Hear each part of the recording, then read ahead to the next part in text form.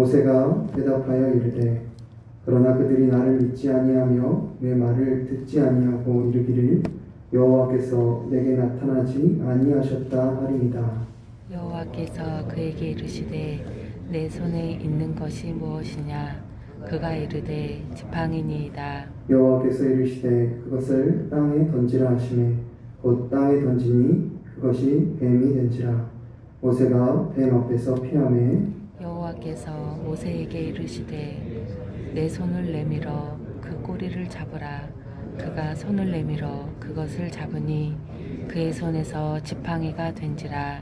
이는 그들에게 그들의 조상의 하나님 곧 아브라함의 하나님 이삭의 하나님 야곱의 하나님 여호와가 내게 나타난 줄을 믿게 하려 함이라 하시고 여호와께서 또 그에게 이르시되 내 손을 품에 넣으라 하시매 그가 손을 품에 넣었다가 내어보니 그의 손에 나병이 생겨 눈같이 된지라. 이르시되 내 손을 다시 품에 넣으라 하시매 그가 다시 손을 품에 넣었다가 내어보니 그의 손이 본래의 살로 되돌아왔더라. 여호와께서 이르시되 만일 그들이 너를 믿지 아니하며 그 처음 표적의 표징을 받지 아니하여도 나중 표적의 표징은 믿으리라. 그들이 이 두 이적을 믿지 아니하며 내 말을 듣지 아니하거든 너는 나일 강물을 조금 떠다가 땅에 부으라. 비가 떠온 나일 강물이 땅에서 피가 되리라. 모세가 여호와께 아뢰되 오 주여 나는 본래 말을 잘 하지 못하는 자니이다. 주께서 주의 종에게 명령하신 후에도 역시 그러하니 나는 입이 뻣뻣하고 혀가 둔한 자니이다. 여호와께서 그에게 이르시되 누가 사람의 입을 지었느냐 누가 말 못하는 자나 못 듣는 자나 눈 밝은 자나 맹인이 되게 하였느냐 나 여호와가 아니냐. 이제 가라. 내가 내 입과 함께 있어서 할 말을 가르치리라. 모세가 이르되 오 주여 보낼 만한 자를 보내소서. 여호와께서 모세를 향하여 노하여 이르시되 레위 사람 내 형 아론이 있지 아니하냐? 그가 말 잘하는 것을 내가 아노라. 그가 너를 만나러 나오나니 그가 너를 볼 때에 그의 마음에 기쁨이 있을 것이라. 너는 그에게 말하고 그의 입에 할 말을 주라. 내가 내 입과 그의 입에 함께 있어서 너희들이 행할 일을 가르치리라. 그가 너를 대신하여 백성에게 말할 것이니 그는 내 입을 대신할 것이요 너는 그에게 하나님같이 되리라. 17절 읽겠습니다. 너는 이 지팡이를 손에 잡고 이것으로 이적을 행할지니라. 아멘. 오늘 본문의 말씀은 끝없는 모세의 거절과 변명에도 끝까지 포기하지 않으시는 하나님의 열심에 대해 기록하고 있습니다. 오늘 우리가 읽어보지는 않았지만 본문의 말씀 바로 앞에 3장에서부터 모세는 하나님의 부르심을 계속해서 거부하는 것을 볼 수 있습니다. 3번이나 모세가 하나님의 부르심을 거부하자 하나님께서는 이제 더욱 강력한 방법으로 모세를 설득하십니다. 모세의 눈앞에서 기적과 이적을 보여주시는 것입니다. 모세가 들고 있었던 나무 지팡이로 애굽인들이 신으로 섬겼던 뱀을 만드는 이적을 통해서 여호와 하나님만이 참 신이시며 애굽을 통치하고 다스리는 자 또한 바로 왕이 아니라 여호와 하나님이시라는 것을 보여주신 것입니다. 하나님께서는 모세가 이적을 한 번 보는 것만으로는 설득되지 않을 것을 미리 아셨는지 첫 번째 이적을 베푸시자마자 모세가 변명할 틈도 주지 않으시고 두 번째 이적을 행하십니다. 바로 모세의 손에 문둥병이 걸리게 하셨다가 다시 본래의 살로 회복시키시는 이적이었습니다. 이 두 번째 이적을 보고도 믿지 않을 것을 아셨던 하나님께서는 이제 나일 강물을 떠서 땅에 부으면 피가 될 것이라고 말씀하시며 아직 일어나지 않은 일까지 미리 예언하심으로 모세를 설득하셨습니다. 이런 하나님의 간곡한 부르심과 요청에도 불구하고 모세에게서 나왔던 반응은 이러했습니다. 10절 말씀해 보니까 모세가 여호와께 아뢰되 오 주여 나는 본래 말을 잘하지 못하는 자니이다. 주께서 주의 종에게 명령하신 후에도 역시 그러하니 나는 입이 뻣뻣하고 혀가 둔한 자니이다. 여러분, 만약 여러분이 하나님이라면 이쯤 되었을 때 모세를 어떻게 대하시겠습니까? 저 같았으면 절대로 가만두지 않습니다. 아니, 내가 천지 만물을 지은 하나님인데 이렇게 내 이름도 가르쳐주고 기적과 이적도 보여주고 예언까지 해줬는데 4번씩이나 거절을 한다. 저 같으면 그래 알았다. 내가 치사하고 더러워서 니랑 안 할란다. 그래 니 잘 먹고 잘 살아라. 이렇게 모세를 내버려 두고 갔을 것입니다.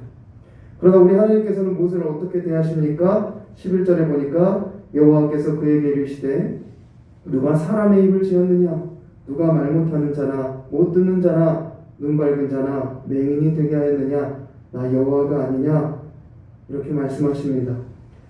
4번의 모세의 거절과 변명에도 불구하고 하나님께서는 모세를 포기하지 않으신 것입니다. 어쩌면 이 모세의 거절이 무한할 정도로 하나님께서는 지독하게 모세에게 매달리십니다. 아니, 지금 매달려서 두 손을 싹싹 빌면서 사정사정하고 부탁해야 할 사람이 하나님이 아니라 모세인데 하나님께서는 무슨 모세에게 약점 잡힌 사람 마냥 끝까지 모세에게 부탁하고 매달리신 것입니다. 아마 모세와 하나님의 대화가 이랬을 것 같습니다. 하나님, 알겠어요. 알겠는데요. 저 말주변 없는 거 잘 아시잖아요. 아니, 제가 거기를 어떻게 간답니까?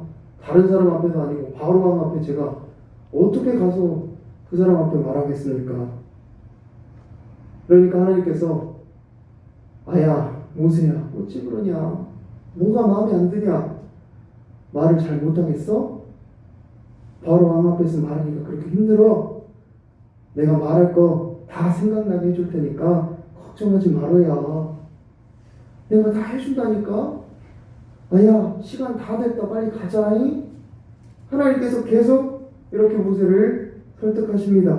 그런데 이런 하나님의 설득 앞에 모세가 또 뭐라고 말합니까? 13절에 모세가 이르되 오 주여 보낼 만한 자를 보내소서.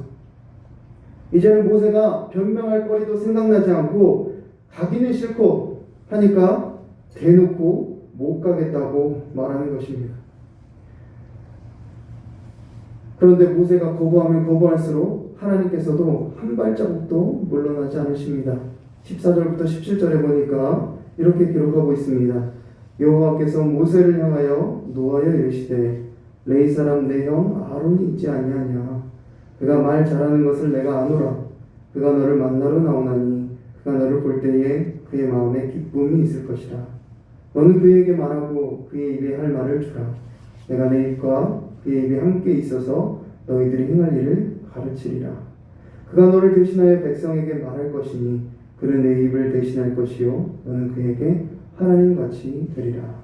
너는 이 지팡이를 손에 잡고 이것으로 이적을 행할지니라. 18절 말씀에 보니까 그제서야 모세가 이것은 내가 돌이킬 수 있는 것이 아니구나 깨닫고 그의 장인 이드로에게 가서 이집트로 내려가겠다고 말합니다.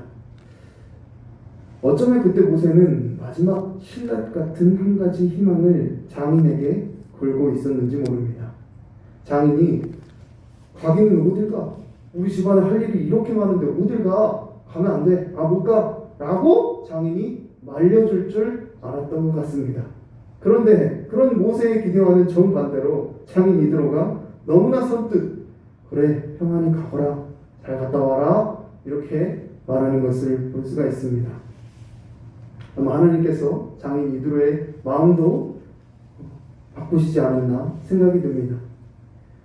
오늘 본문의 말씀이 우리에게 주시는 교훈은 무엇입니까? 하나님께서 우리에게 하나님의 일을 맡기실 때 우리는 우리의 능력이 아닌 우리를 부르신 하나님의 능력을 신뢰해야 한다는 것입니다. 오늘 본문에서 모세가 계속하여 하나님의 부르심을 거절했던 이유가 무엇입니까? 결국 자기에게는 그런 일을 할 만한 능력이 없다는 것입니다. 이집트의 왕자로 있었을 때 돈 있고 힘 있고 권력 있을 그때에도 이루지 못했던 일을 이제 80세 노인이 된 자신이 어떻게 할 수 있겠냐는 것입니다. 그때에도 자신의 말을 듣지 않았던 이스라엘 백성들이 40년이 지난 이제 와서 자신의 말을 믿어 주겠냐는 것입니다. 모세는 지금 하나님의 말씀보다 자신의 부정적인 과거의 경험에 더 매여 있는 것입니다.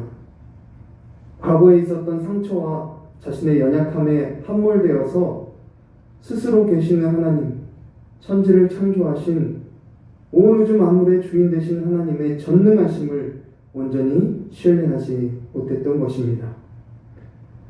저와 여러분의 모습은 어떻습니까?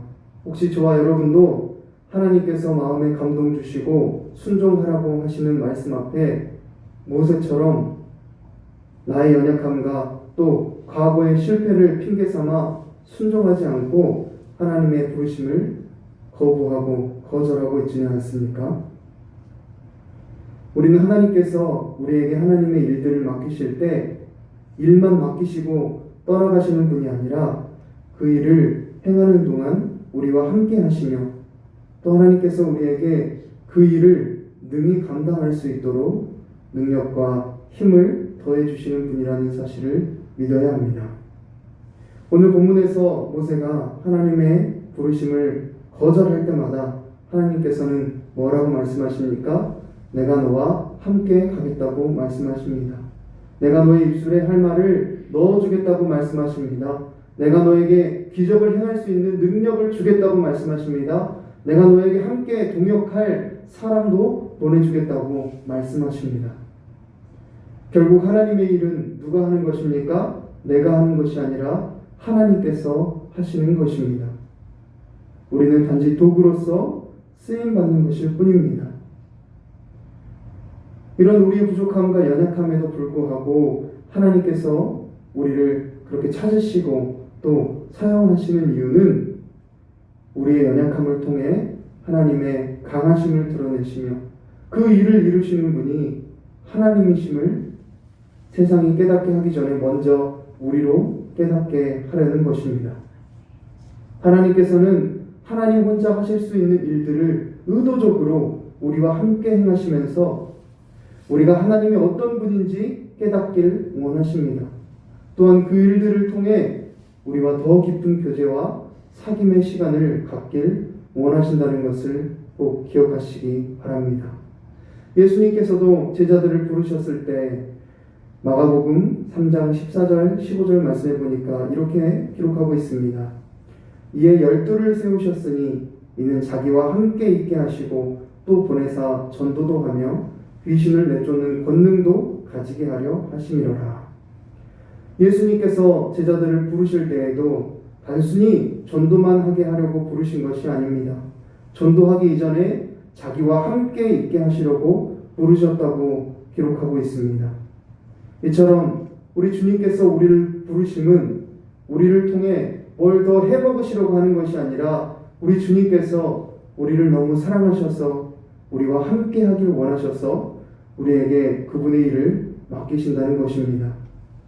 오늘 하나님께서 모세를 부르실 때 모세가 그만큼 거절했으면 그만큼 하기 싫다고 말했으면 모세 말고 다른 사람을 부르실 만도 한데 모세 말고 여호수아를 부르실 수도 있고 모세 말고 갈렙한테 시키실 수도 있는데 끝까지 모세를 붙잡고 포기하지 않으시는 이유는 무엇입니까? 하나님께서 그만큼 모세를 사랑하시고 다른 사람이 아닌 모세하고만 나누고 싶은 이야기가 있고 모세하고만 보내고 싶은 시간이 있고 모세를 향한 하나님의 특별한 계획이 있다는 것입니다. 이렇게 모세를 부르신 하나님께서 또한 우리 한 사람 한 사람을 그렇게 부르고 계신다는 것을 기억하시기 바랍니다. 예수님께서 마지막으로 예수님께서 승천하시면서 제자들을 파송하실 때 뭐라고 말씀하십니까? 마태복음 28장 19절과 20절 말씀에 이렇게 기록하고 있습니다. 그러므로 너희는 가서 모든 민족을 제자로 삼아 아버지와 아들과 성령의 이름으로 세례를 베풀고 내가 너희에게 분부한 모든 것을 가르쳐 지키게 하라. 볼지어다 내가 세상 끝날까지 너희와 항상 함께 있으리라 하시니라. 사랑하는 영광교회 성도 여러분, 오늘 우리 주님께서 여러분들의 삶 속에 어떠한 사명을 주셨습니까? 어떠한 마음의 감동을 주셨습니까? 하나님께서 우리에게 주신 사명과 감동이라면 주저하지 말고 순종하며 나아가는 저와 여러분 되기를 바랍니다. 그 순종의 삶을 통해 이전에 경험해보지 못했던 하나님의 임재와 하나님의 도우심과 하나님의 함께하심을 경험하는 오늘 하루의 삶과 또 우리의 남은 평생이 되기를 간절히 바랍니다. 기도하겠습니다.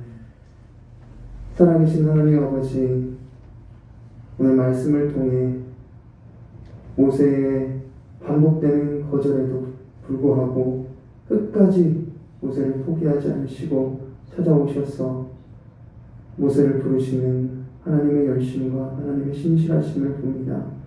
하나님, 그렇게 뜨겁게 모세를 찾으시고 부르셨던 것처럼 오늘 우리도 하나님께서 그렇게 사랑하셔서 그 아들 예수 그리스도를 내어주시고 주님의 자녀 삼으시고 또 주님의 일꾼 삼으셔서 우리에게 귀한 주님의 사명을 맡기신 줄 믿습니다. 하나님, 이제 우리의 삶의 자리에서 내 뜻대로, 내 생각대로, 내 계획대로 살아가는 것이 아니라 내 능력을 신뢰하며 내 가진 어떤 것을 의지하며 살아가는 것이 아니라 우리의 삶의 주인 되시고 온 우주 만물의 주인 되시는 살아계신 하나님, 그 하나님의 말씀 붙들고 그 하나님의 뜻을 따라 살아가는 우리의 평생의 삶이 되게 하여 주시옵소서. 그 순종의 삶 가운데 동행하시는 하나님의 놀라운 임재와 그 하나님의 선하신 인도하심을 경험하는 우리의 삶이 되게 하여 주시옵소서. 감사하는 예수님의 이름으로 기도했습니다. 아멘.